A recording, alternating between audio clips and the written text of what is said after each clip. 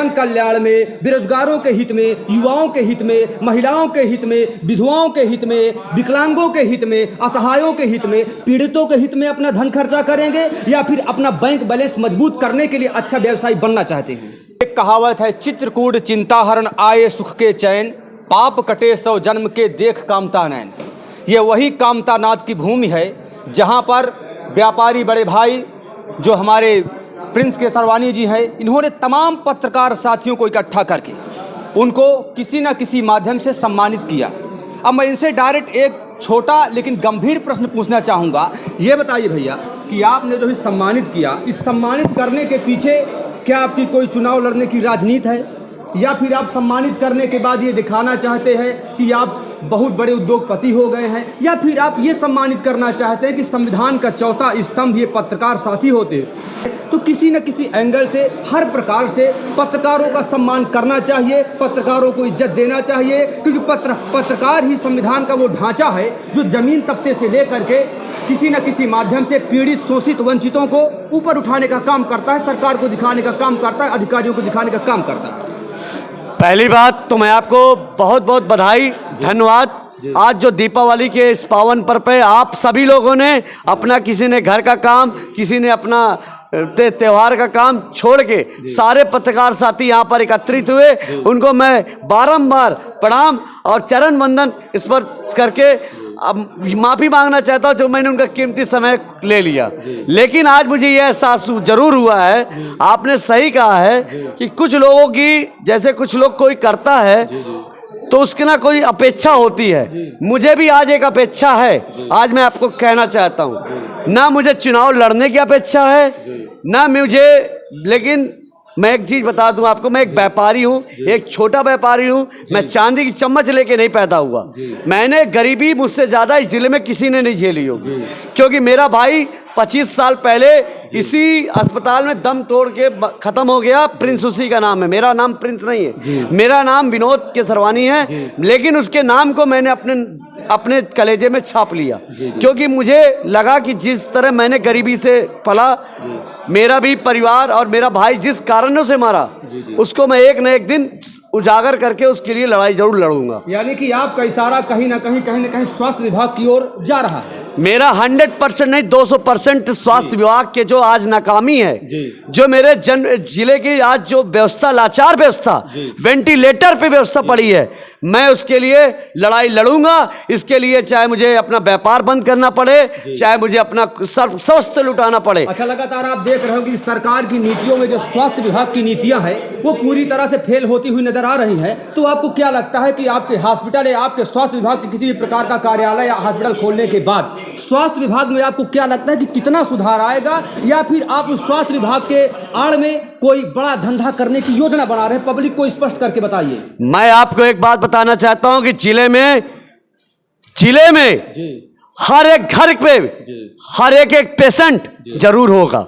आप कभी भी आज आपको देखना हो, आप अस्पताल किसी दिन बस स्टैंड में बैठ लीजिए और किसी दिन रेलवे स्टेशन में बैठ लीजिए, आपको हकीकत समझ में आ जाएगी कि जिले का जो आम जनमानस है वो बेचारा कैसे बाहर ले जाके अपना घर मकान गिरवी रख के और बच्चों का इलाज करा रहा है, कोई अपने माँ बाप का इलाज करा रहा है। लेकिन आज 30 साल हो गए हमारे जिले को जिला घोषित हुए। आज सच पत्रकार साथी जो हमारे जिले के चौथा स्तंभ है, उसको धीरे धीरे उसको दीमक की तरह खत्म करने का काम किया जा रहा है। क्यों? क्योंकि उन्होंने अपने जान जोखिम में डाल के सच को उजागर करते हैं, तो कुछ सफेद पोश लोग पैसे के बल पे उनके ऊपर FIR करवा दिया जाता है, उनको लाचार कर दिया जाता है कि वो हमारी सच को उजागर ना कर पाए। किसी का एक्सीडेंट करा दिया जाता है, किसी को जेल भेजने का काम कर दिया जाता है। लेकिन चौथा स्तंभ इतना कमजोर व्यक्ति नहीं होता। चौथा स्तंभ वही आगे बढ़ सकता है जिले का जिसके पास ये हो कि सच दिखाने की ताकत होनी चाहिए। अच्छा, तो आपने जो बताया कि सच दिखाने की ताकत होनी चाहिए और पत्रकार एक चौथा स्तंभ होता है संविधान का, तो इसके बाद आप ये बताइए कि जो पत्रकार के चौथा स्तंभ होने के बावजूद भी पत्रकारों में नाना प्रकार की गुटबाजी चलती है, तो आपको क्या लगता है कि पत्रकारों को एकता बना करके चलना चाहिए, तभी उनके अंदर मजबूती आएगी, या फिर गुटबाजी करके राजनीति करना चाहिए? मैं आज एक व्यापारी होके मैं आज सभी से हाथ जोड़ के निवेदन करना चाहता हूँ, जिले के जितने भी पत्रकार साथी हैं, मैंने कभी भी किसी के मन में, अपने मन में किसी के प्रति कोई भेदभाव नहीं रखा।